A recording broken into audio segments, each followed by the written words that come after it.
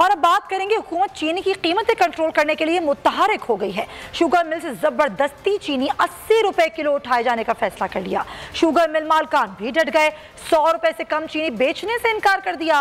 कहते हैं हुकूमत सेल्स टैक्स खत्म करे तो 80 रुपए किलो चीनी देने को तैयार है।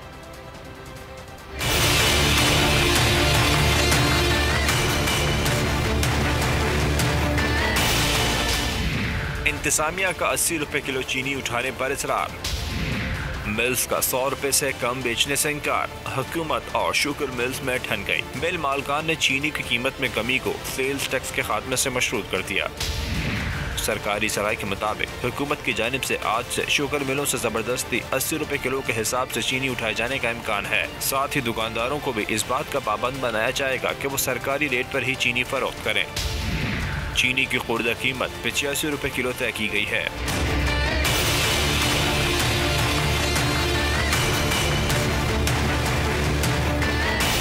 दूसरी जानिब शुगर मिल्स मालकान ने 80 रुपए किलो के हिसाब से चीनी देने से इनकार कर दिया। Chairman Punjab sugar mill association का मौक़िफ़ है कि चीनी की पैदावारी लागत 100 रुपए से ज़ायद है, वो 80 रुपए में चीनी फरोख्त नहीं कर सकते।